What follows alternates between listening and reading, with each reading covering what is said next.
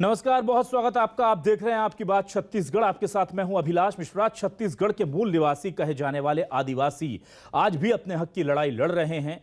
पैसा कानून, फर्जी मुठभेड़, वन अधिकार सहित कई मुद्दों को लेकर आदिवासी लगातार मांग उठा रहे हैं। रायपुर मार्च कर रहे आदिवासियों को रास्ते में पुलिस ने जबरन रोक दिया। उधर बीजेपी और कांग्रेस हमेशा आदिवासियों के हितैषी होने का दावा करती हैं। कांग्रेस ने सत्ता में आते ही आदिवासियों को लेकर कुछ फैसले जरूर लिए, लेकिन अभी भी बहुत कुछ किया जाना बाकी है। आखिर ये भोले भाले लोग कब तक अपने अधिकारों के लिए संघर्ष करते रहेंगे, पदयात्राएं करते रहेंगे, पुलिस के डंडे सहते रहेंगे और सरकारें इन्हीं का नाम लेकर सिंहासनों तक पहुंचती रहेंगी और फिर इन्हें इनका हक देने से कतराती भी रहेंगी? इसी पर करेंगे आज आपकी बात।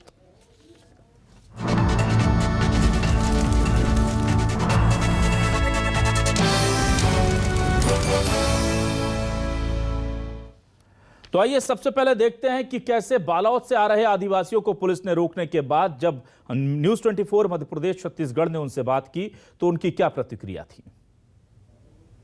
पिछले कई वर्षों से संवैधानिक प्रावधान क्रियान्वयन हो पर भी शासन प्रशासन के द्वारा अमल नहीं किया जा रहा है। इस हिसाब से विधानसभा कुछ करने के लिए आए थे। राजा राव पठार में पुलिस प्रशासन के द्वारा रोका गया। जब उन्होंने घोषणा पत्र में आदिवासियों का हितैषी कहा और आज आदिवासियों को इतना परेशान किया जा रहा है, उनको अधिकार की मांग के लिए जब जा रहे हैं तो उनको रोका जा रहा है, उनको परेशान किया जा रहा है। तो जाहिर सी बात है कि इसे लेकर अब सियासत भी शुरू हो गई है। बीजेपी और कांग्रेस क्या कह रही है, जरा सुनिए।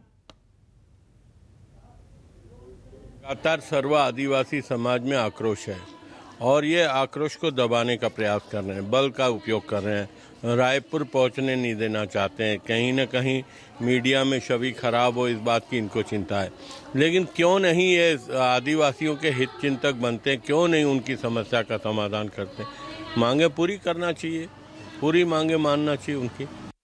बस्तर में यदि आज विश्वास की बहाली हुई है, बस्तर के लोगों के लोकतांत्रिक अधिकार जो पिछले 3 साल में बहाल हुए हैं, 15 साल तक तो भारतीय जनता पार्टी की सरकार इसको दबा के रखी हुई थी और तब ये लोग जो आज बड़ी बड़ी बातें कर रहे थे, तब इन लोग सब मौन धारण किए हुए थे। हमने आदिवासियों के लोकतांत्रिक अधिकारों की रक्षा के लिए संघर्ष किया और सरकार बनने के बाद उसको बहाल करने की दिशा में कार्रवाई की है। जहाँ तक कांग्रेस सरकार का सवाल है, निश्चित तौर पे हमारे मुख्यमंत्री, हमारी सरकार आदिवासियों के एक एक अधिकार को बहाल करने की पक्षधर है। तो क्या है न्यूज़ 24 मध्य प्रदेश छत्तीसगढ़ के आज के सवाल, आपको सवाल दिखाते हैं और फिर इस डिबेट को आगे बढ़ाते हैं। हमारे सवाल जो है वो बहुत सीधे हैं। अपने ही राज्य में आदिवासी मजबूर, सरकार सरोकार से आखिर क्यों हो गई दूर? पैसा कानून पर सिर्फ आश्वासन, फर्जी मुठभेड़ पर क्यों नहीं एक्शन?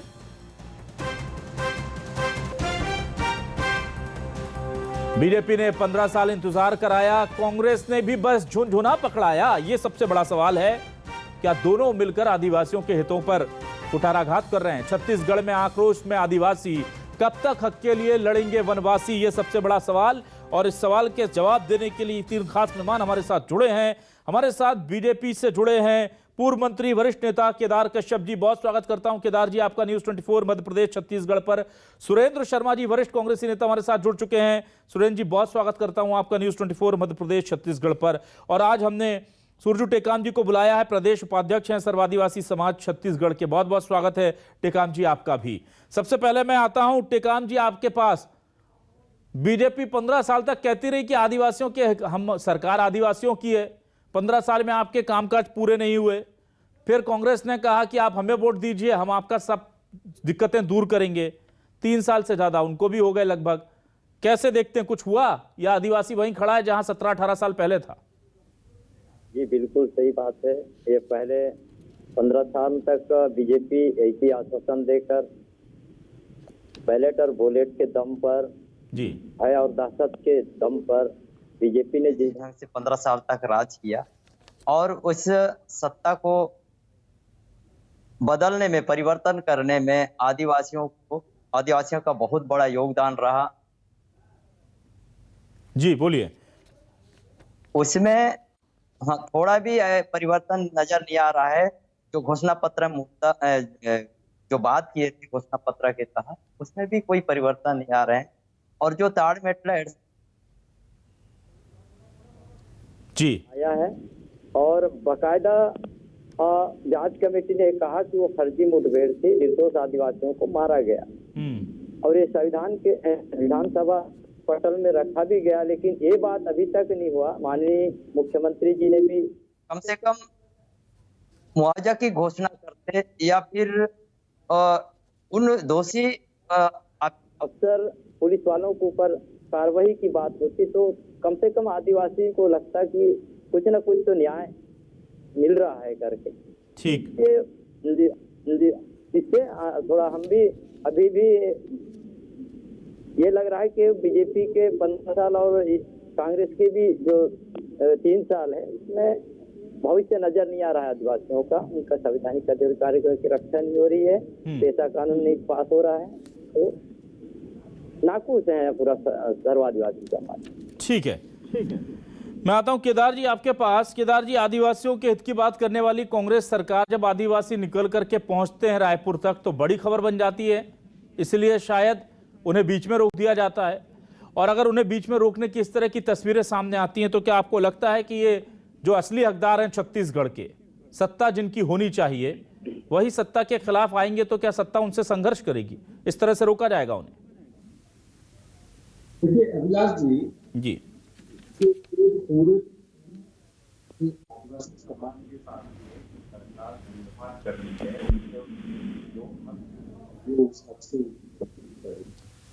सरकार में बड़े बड़े बात हम राज्य सरकार में बैठे हुए लोग, जिम्मेदार लोग आज जवाब दें। केदार जी, आपकी आवाज ठीक ढंग से आ नहीं रही। मैं सुरेंद्र जी के पास आता हूं, फिर आपके पास आऊंगा दोबारा, तब तक तकनीकी दिक्कत ठीक हो जाए। सुरेंद्र शर्मा जी, क्या आपको ठीक लगता है कि आदिवासियों को आप रोक देंगे बालोद में तो रायपुर तक धमक नहीं होगी? ऐसा पहले भी हुआ है कि हमारे आदिवासी चिलचिलाती गर्मी में पैदल चलकर आते हैं। सर, सरकार वोट मांगने जाती है तो आप तो उनके घर तक जाते हैं और वो अपनी मांग लेकर के रायपुर तक ना आ पाए, ये कैसे चलेगा सर? अभिलाष जी, दरअसल में एक बात जी, सरकार में सरकार होती है तो की समस्या या अन्य पर की जो बातें हैं उन सब बातों को विचार करके प्रशासनिक अधिकारी उसके आवश्यक कदम उठाते हैं। हमारे मित्र जो आदिवासी समाज के अध्यक्ष हैं उन्होंने बहुत सारी बातें कही। मैं निश्चित रूप से ये बताना चाहूंगा कि छत्तीसगढ़ में 15 साल में भारतीय जनता पार्टी के राज में आदिवासियों के साथ जो अन्याय हुआ वो परिस्थिति आज नहीं है। ये प्रमाणित करने के लिए बहुत सारे तर्क हैं मेरे पास। सबसे पहली बात तो ये है कि आदिवासियों को जमीन वापस करने की घटना हिंदुस्तान में कहीं हुई हो तो अभिलाष जी आप ही बता दीजिए। ठीक है। जो आदिवासियों को जमीन वापस किया गया और आदिवासियों के लिए बाजार हाट में क्लिनिक खोल करके उनके स्वास्थ्य की सुविधा को बढ़ाने के लिए जो काम सरकार ने किया, इसी तरह वनोपज को की खरीदी को 7 से बढ़ा करके 52 किया और जिस खरीदी को पूरे केंद्र की सरकार ने हमको मान्यता प्रदान की। ठीक है। और इसके अलावा जो शिक्षण संस्थान है वो बरसों से बंद पड़े थे, वो सब खोले गए। तो आदिवासियों के विकास की दिशा में, आदिवासियों के हित की दिशा में सरकार लगातार काम कर रही है। अब जहां तक प्रश्न है ताड़मेटला का, जहां तक प्रश्न है मदनवाड़ा का, ये जो मांग है इनकी, अभी विधानसभा के पटल में ये रिपोर्ट रखी गई है और निश्चित रूप से उसमें पुलिस वाले दोषी माने गए हैं और उसमें बहुत सारी खामियां उजागर हुई हैं। तो मैं कहता हूं कि आदिवासी भाइयों को इस बात का धैर्य रखना चाहिए और विश्वास रखना चाहिए कि छत्तीसगढ़ में माननीय भूपेश बघेल जी की सरकार आदिवासियों के हितों के विपरीत कोई काम नहीं करेगी। निश्चित रूप से जो लोग दोषी हैं उनकी दंड की जो प्रक्रिया है उस प्रक्रिया को अपना करके उन्हें दंडित किया जाएगा। मैं कह सकता हूं इस बात को बहुत ही विश्वास पूर्वक, बहुत ही गर्व के साथ कह सकता हूं कि पिछले 3 सालों में, 3.5 सालों में आदिवासियों के विकास के लिए जो हजारों की तादाद में वनाधिकार पट्टा दिए गए हैं अभिलाष जी, ये तो 15 साल में कब से पेंडिंग पड़े थे। सुरेंद्र शर्मा जी, मुझे बताइए सर कि ताड़मेटला घटना कब की थी? बीजेपी के शासन की थी, चलिए मान लिया। 3 साल बाद उसकी जांच रिपोर्ट आई। 3 साल पहले नहीं, जब से ये हुआ तब से आप लोग कहते आ रहे हैं कि आदिवासियों को बेवजह मारा गया। कांग्रेस का ये स्टैंड था, रिपोर्ट भी लगभग वैसी ही आई और आदिवासी भी यही बात कहते थे। अब आपको इसमें किस जांच की जरूरत है कि मृतक आदिवासियों को मुआवजा मिल जाए उनके परिजनों को? किस जांच की जरूरत है आपको? अब किस चीज का इंतजार हो रहा है? देखिए फिर बीजेपी कहती है कि उत्तर प्रदेश में सियासत चमकाना होता है तो रात को सीएम बघेल साहब रात को 10:30-11 बजे वहां पर पहुंच जाते हैं, और जब आपको आपके अपने लोगों के साथ अन्याय हुआ है, जो बात आप कह रहे हैं वो ऑन रिकॉर्ड आ गई, आपकी जांच रिपोर्ट में आ गई, औपचारिकताएं पूरी हो गई, तो राहत दे दीजिए ना। इसमें क्या इंतजार करना है सर, और कितना इंतजार करेंगे आदिवासी? नहीं, निश्चित रूप से राहत मिलेगी अभिलाष जी। इसमें बिल्कुल मैं बोल रहा हूँ ना कि उसमें जो विधि सम्मत जो बहुत सारी व्यवस्थाएं होती हैं। ना सर, विधि सम्मत नहीं सर। जब सरकार मदद करना चाहती है तो दूसरे राज्य में जाकर 50 लाख का मुआवजा कहाँ विधि में लिखा है बताइए? मैं ठीक कह रहा हूँ केदार जी, किसी विधि में लिखा है क्या, या कोई विधि रोक सकती है सरकार मदद करना चाहे आदिवासियों की? तो मुख्यमंत्री को सुनिए ना, कुछ मामलों में मुख्यमंत्री को विशेषाधिकार होता है जी। ये आयोग की रिपोर्ट है, आयोग की रिपोर्ट विधानसभा के पटल में रखी गई है, ठीक है, और उसमें जो सिफारिशें की गई हैं उसको बिल्कुल लागू की जाएंगी। मैं कह रहा हूँ ना कि हम तो स्वयं मांग करते थे ना कि ताड़मेटला में जो मुझे वही आश्चर्य है हम तो कि आप जिस स्टैंड पर थे वो स्टैंड आज जाकर के जब प्रूफ हो गया। ये हमारी नहीं हमारी मांग थी कि मदनवाड़ा में जो हुआ था वो गलत हुआ था, बिल्कुल, और वो रिपोर्ट उसी के अनुरूप आई है। तो आप इस बात का यकीन रखिए कि सरकार उसमें कार्रवाई निश्चित रूप से करेगी। केदार जी, क्या बीजेपी का स्टैंड केवल पॉलिटिकल एजेंडा के लिए था जो पूरा हो गया?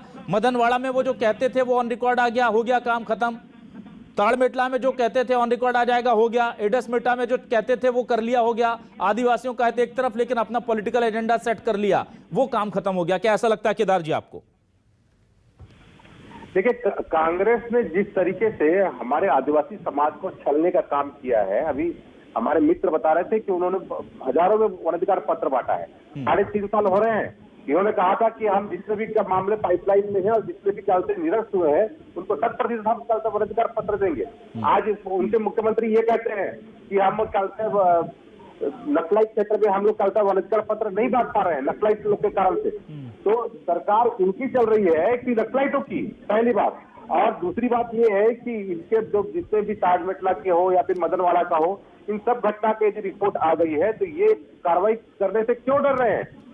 और इस सरकार को उसको जो चलते जांच आयोग में जो चलते हैं रिपोर्ट टोपी है उसके आधार पर उनको संज्ञान में लेना चाहिए और उसको लागू करना चाहिए।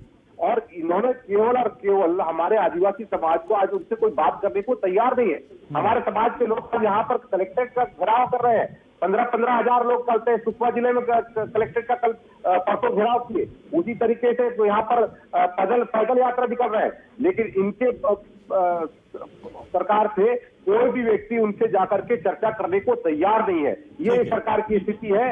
और जो लॉकडाउन की स्थिति में इनकी सरकार में यहाँ पर जो कहते हैं जन सुनवाई का कार्यक्रम रखा जाता है, तो ये 144 धारा लागू है। इसके बावजूद भी इनकी सरकार यहाँ पर किस तरीके से हमारे आदिवासियों के साथ में अत्याचार कर रही है।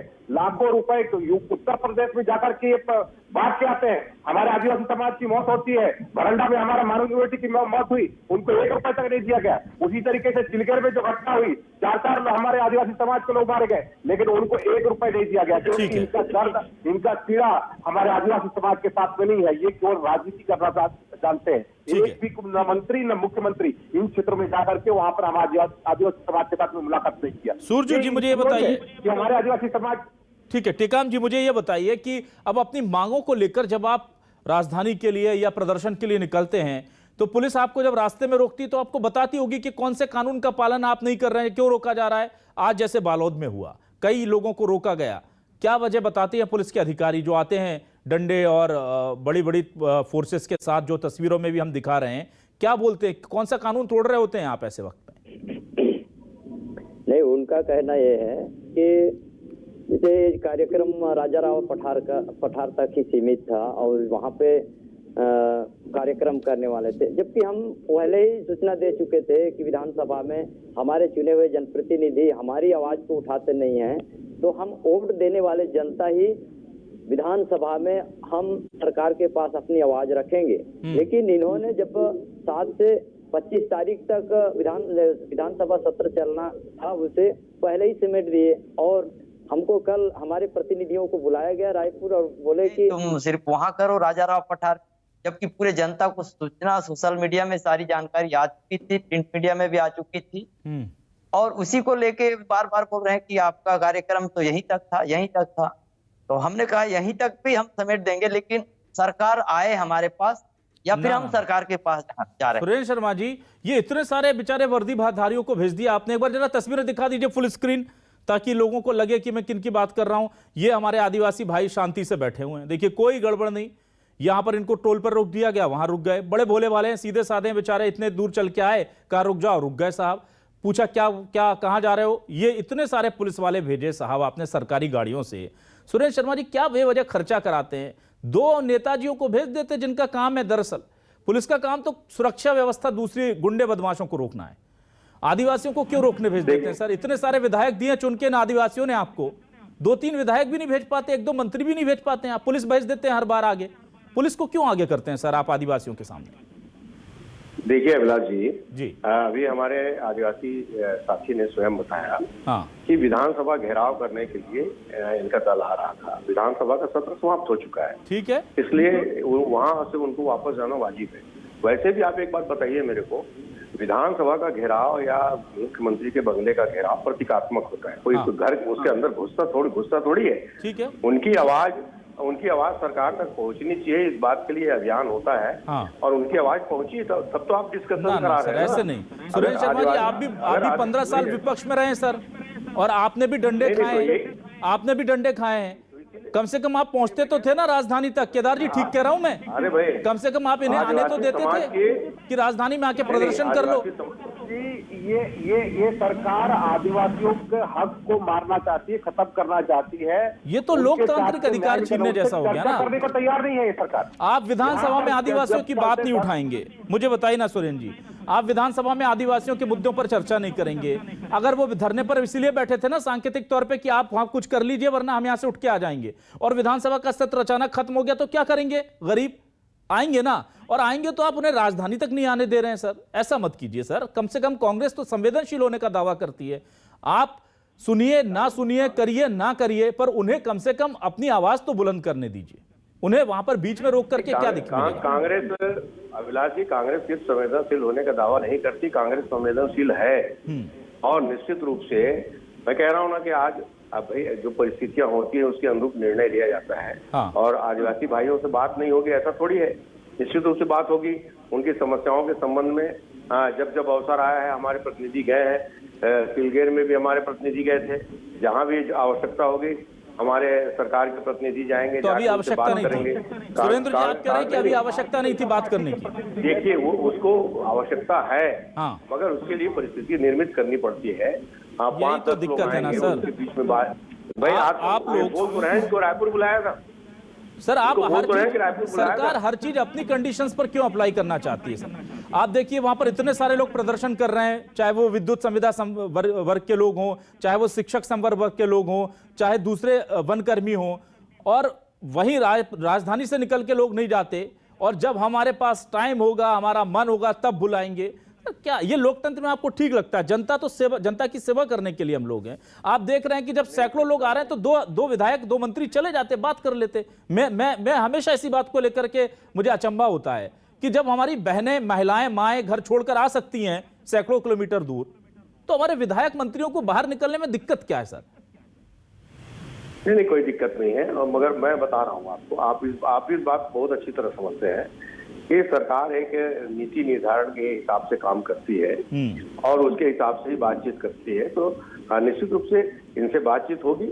और ये भारतीय जनता पार्टी को तो कम से कम ये नहीं कहना चाहिए, पिछले 15 साल में मदनवाड़ा की घटना भारतीय जनता पार्टी की देन है, सरकेगुड़ा की घटना भी उन्हीं की देन है, ताड़ मेटला की घटना भी उन्हीं की देन है, और झीरम की घटना भी उन्हीं की देन है। और जिस तरह से नक्सलवाद का विस्तार हुआ, आदिवासियों के साथ जो अन्याय अत्याचार हुआ, उनके घर जलाए गए, ये भारतीय जनता पार्टी की। सुरेंद्र जी देखिए, आपने बीजेपी को तमाम रिपोर्टों में फ्रेम कर लिया सर। आपने तय कर लिया कि बीजेपी ने गड़बड़ किया था और ये ऑन रिकॉर्ड भी आ गया।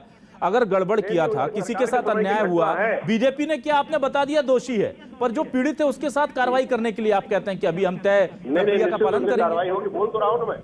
नहीं, मैं आपको कह रहा हूं कार्रवाई निश्चित रूप से होगी, इसमें कोई संदेह नहीं। मैं आपसे कह रहा हूं कि पॉलिटिकल गोल आपने अचीव कर लिया, लेकिन सरकार का जो सोशल गोल है वो हमेशा प्रायोरिटी से बाहर क्यों हो जाता है? पहले ये होना था कि आप कहते हैं कि भाई रिपोर्ट आ गई है, हम विधानसभा से घोषणा करते हैं पीड़ित परिवारों के लिए 50 लाख ना सही 5 लाख रुपए तुरंत आर्थिक सहायता दी जाएगी। उसके बाद आप ये बताते कि ये बीजेपी के कारण हुआ।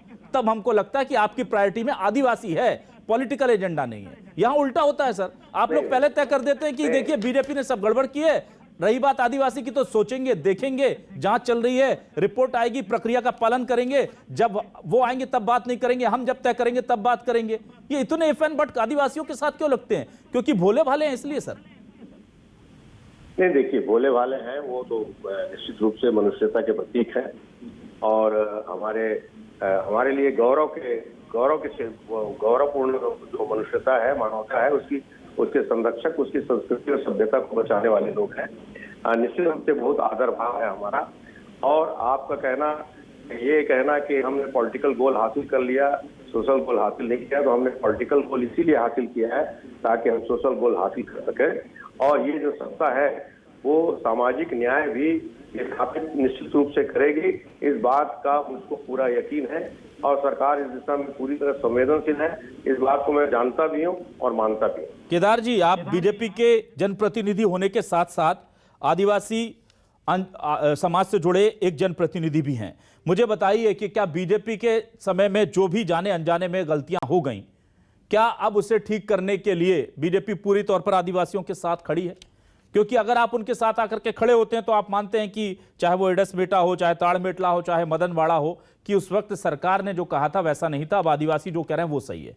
तो अगर आप आदिवासी को चुनना है यहाँ पर, या अपनी सरकार के डीड्स के साथ आप रहने चाहते हैं, उनके काम के साथ रहना चाहते हैं? देखिए अभिलाष जी, मैंने पहले ही अपने उसमें कह दिया कि जो जांच रिपोर्ट आई है उसके आधार पर इनको कार्रवाई करना चाहिए, जो दोषी हैं उनके ऊपर। और यहाँ पर जो स्थिति निर्मित होती है, इनकी सरकार में आज तक वहां पर कोई जाने की स्थिति में नहीं है। आज भी इन क्षेत्रों में डेवलपमेंट के नाम से केवल ठगा जा रहा है।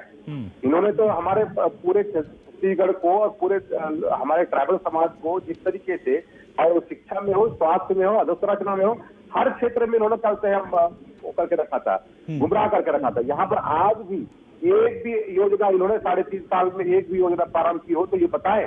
इनकी सरकार ने आज तक कुछ कार्य नहीं किया, बल्कि इन क्षेत्रों को अब अंधकार में रखा। और हमारी सरकार ने यहाँ पर शिक्षा और अधोसंरचना और स्वास्थ्य के क्षेत्र में, चाहे मेडिकल कॉलेज, चाहे हमारा सरगुजा का हो, चाहे बस्तर का हो, चाहे बड़े हमारे संस्थान हो, हमारे यूनिवर्सिटी की स्थापना हो, सड़कों का जाल हो, नेट कनेक्टिविटी हो, एयर कनेक्टिविटी हो, ये सारा चीज भारतीय जनता पार्टी ने किया। कांग्रेस पार्टी ने किया क्या? हमारे आदिवासी समाज को चोल करते हैं, रायपुर और दिल्ली में ले जाकर के नचाने के अलावा कुछ नहीं किया। इनकी तो सोच ये रही है कि हमारे जो समाज के लोग हैं ये केवल नाचने के लिए बने हुए हैं। इनका जो बड़ा पद में इनका करते हैं वो नहीं है, ये इनकी सोच रही है। सूरजू जी, मुझे बताइए, जनता पार्टी ने उनको यहाँ से लेकर के दिल्ली में पढ़ाने के लिए ले गया, यूपीएससी की पढ़ाई कराने के लिए। ठीक है सूरजू जी, हमारे बच्चे सेलेक्ट होकर दिया। ठीक है सर, मैं सूरजू टेकाम जी के पास आता हूं। सूरजू जी, मुझे बताइए, मनरेगा मजदूरी 450 रुपए किराया आप लोगों की मांग है, एलएमडीसी भर्ती रोस्टर का पालन हो, पैसा कानून को जल्द से जल्द लागू किया जाए, बिना स्थानीय ग्राम पंचायतों के जमीन अधिग्रहण जो हुआ उसे निरस्त किया जाए, गलत आरोपों में फंसे आदिवासियों को छोड़ दिया जाए। ऐसी मांगों में कहां कोई कानूनी दिक्कत है क्या, या सरकार की मंशा नहीं? आपको क्या लगता है? सरकार कहती है कि हम देखते हैं, सोचते हैं, 3 साल से सोच रही है सरकार। आपको लगता है कि कानूनी आप ऐसा कुछ मांग रहे हैं जो बिल्कुल आसमान से चांद तारे तोड़ कर लाने जैसा है, या बहुत बहुत छोटी छोटी मांगे हैं, सरकार जिस दिन चाहेगी पूरा कर देगी?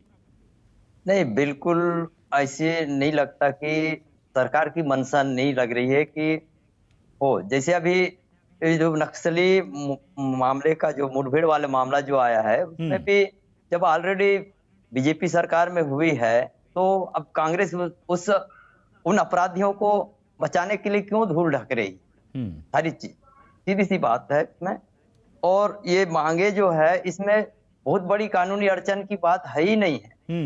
ये आर्थिक मुद्दे हैं, जीवन से जुड़ी हुई मुद्दे हैं, रोजगार के मुद्दे हैं, जहाँ पे लोग ज्यादा पढ़े लिखे नहीं हैं, राष्ट्रीय रोजगार गारंटी से जीवन चलाते हैं। ठीक है। और वनोपज से जीवन चलाते हैं। और रही सवाल उनकी कल्चर की बात, अभी जैसे कश्यप जी बोल रहे हैं, और कांग्रेस की सरकार भी वही काम कर रही है। अभी देखिए, वहाँ शिक्षा और स्वास्थ्य की बात हो रहा है, बस्तर के लिए, माड़ क्षेत्र के लिए, वहां तो रामायण प्रतियोगिताएं हो रही है। कौन सी कल्चर बचाने की बात कर रहे हैं? ठीक है। हाँ, ठीक है सुरेंद्र जी, मैं अंतिम कमेंट आपसे लूंगा। सर मुझे बताइए कि एनएमडीसी के भर्ती रोस्टर का पालन होना चाहिए, ये रोस्टर सरकारी है, ये रोस्टर बनाया गया है, इसे केंद्र ने, सुप्रीम कोर्ट ने, सभी ने इसे सर्टिफाई किया हुआ है। अगर ये मांग आदिवासी कर रहे हैं सर, तो कौन सा कानून, कौन सी दिक्कत आपको तकनीकी रोक रही है? जो कानून बना हुआ है कि ऐसे काम होना चाहिए भर्ती करने से पहले, अगर वो बात कह रहे हैं तो आप इसमें क्यों सोच रहे हैं, समय क्यों ले रहे हैं? ये तो होना चाहिए, तो ये क्यों नहीं हो रहा छत्तीसगढ़? अभिलाष जी, मेरी बात सुन लीजिए। पहली बात तो मनरेगा का आपने उठाया। हाँ, मनरेगा में 400 रुपये मजदूरी करने का अधिकार किसको है? केंद्र सरकार को। ठीक है। एनएमडीसी किसके अंडर में काम करता है? ठीक है, केंद्र सरकार के अंदर। हाँ। तो वहाँ पर जो रोस्टर लागू करने की बात है, हाँ। माननीय मुख्यमंत्री जी ने तो पहले ही मांग किया है कि इसका मुख्यालय बस्तर में होना चाहिए और यहाँ के लोगों को प्राथमिकता मिलनी चाहिए। केदार जी क्या कहेंगे आप? कुछ मांगे सीधे केंद्र से जुड़ी हुई है? एक मिनट और सुन लीजिए। बोलिए सुरेन जी, बोलिए। केंद्र का है। हाँ। और जो जेल से छोड़ने वाले निरपराध लोगों को जेल से छोड़ने वाली बात है, उसके लिए ऑलरेडी ऑर्डर हो चुका है, बहुत सारे लोग छोड़े भी जा चुके हैं। ये प्रक्रिया निरंतर छत्तीसगढ़ की सरकार चलिए, आपने इस तरफ का गिना दिया, इस तरफ का आपने गिना दिया। सुरेंद्र शर्मा जी, मुझे बस ये बता दीजिए कि जो वहां पर जो पंचायतें हैं, ग्राम पंचायतें, उनकी मर्जी के बिना जो जमीन अधिग्रहण आप लोग कर रहे हैं, उसको लेकर क्या कहेंगे? केदार जी के पास आपके सवाल लेकर मैं जा रहा हूं, इस सवाल का जवाब दे दीजिए। नहीं, बिना ग्राम पंचायत के या ग्राम सभा क्या बात कर रहे हैं? ये आदिवासी झूठ बोल रहे हैं, नहीं ली जाती। ये आदिवासी झूठ बोल रहे हैं। मैं बता रहा हूँ आपको, टेकाम जी, आप लोग झूठ बोल रहे हैं, सरकार आपसे पूछ के सब कर रही है। नहीं, कहीं नहीं जाती, ऐसी कोई बात नहीं। वो आपको बिना ग्राम सभा के खजाने चल रहे हैं। अब देखिए सर, जनता तय कर लेगी सुरेंद्र शर्मा जी सच्चे या टेकाम जी। लेकिन केदार कश्यप जी, जो मांगे केंद्र सरकार पूरी कर सकती है, कम से कम उसे तो पूरा करवाइए। 15 सालों की गलतियों का कुछ तो पश्चाताप हो जाएगा। देखिए अभिलाष जी, ये इस सरकार ने जिस तरीके से हमारे यहाँ के बेरोजगारों को छला है, अभी भी कहा, इन्होंने कहा था, इसके मुख्यमंत्री जी ने कल तय विधानसभा में राज्यपाल महोदय के मुंह से गलत बयानबाजी करवा दिया कि 5 लाख लोगों को हम लोगों ने रोजगार दिया है ना। वो ठीक है, एनएमडीसी का बताइए ना, टू दी पॉइंट बात। केदार जी, एनएमडीसी में रोस्टर का पालन क्यों नहीं हो रहा भर्ती में? मुझे बताइए, आपके क्षेत्र के लोग हैं, उनको हक नहीं मिल रहा, आप चुप कैसे हैं सर? देखिए, जो कहते हैं केंद्र का मामला है, उसके केंद्र के मामले की हम लोग चर्चा करेंगे, लेकिन कब करेंगे सर? 15 साल से लोग परेशान हैं विषयों को लेकर के। ना अपने यहाँ की बात तो करें। मनरेगा की मजदूरी आदिवासी क्षेत्र में क्यों नहीं बढ़ सकती? क्यों नहीं बढ़ सकती आदिवासी क्षेत्रों में? चलिए, कुल मिलाकर के बीजेपी हो या कांग्रेस, समय खत्म हो रहा है, बीजेपी हो या कांग्रेस अपने अपने मुद्दों को लेकर के चुप हो जाते हैं और दूसरों के मुद्दों की तरफ उंगली करके देखते हैं, कहते हैं कि देखिए उन्होंने ऐसा नहीं किया। लेकिन कांग्रेस कैसे ग्राम सभा की मंजूरी के बिना जमीन का अधिग्रहण कर रही है, उसका जवाब नहीं है। कांग्रेस कैसे पुलिस कर्मियों के द्वारा आदिवासियों को उनकी आवाज उठाने से रोक रही है, उसका जवाब नहीं है। कांग्रेस कैसे पैसा एक्ट को लेकर के जो वादा किया था उसे जमीन पर नहीं ला पा रही है, उसका जवाब नहीं है। बीजेपी कैसे एनएमडीसी में बिना रोस्टर का पालन किए भर्ती कर रही है, जवाब नहीं है। मनरेगा की मजदूरी आदिवासी क्षेत्रों में क्यों नहीं बढ़ सकती, जवाब नहीं है। कुल मिलाकर के बीजेपी और कांग्रेस आदिवासियों के हित की सरकारें, चाहे केंद्र की हो या राज्य की, और आदिवासी खड़ा है, ना उसकी केंद्र सुन रहा है ना राज्य सुन रहा है। हमारा वनवासी जब तक जागरूक नहीं होगा तब तक शायद उनका भला भी नहीं होगा। बहुत बहुत शुक्रिया सुरेंद्र शर्मा जी, केदार कश्यप जी, सूरजू टेकाम जी, हमारे साथ इस डिबेट में जुड़ने के लिए। आप तीनों मेहमानों का शुक्रिया, नमस्कार।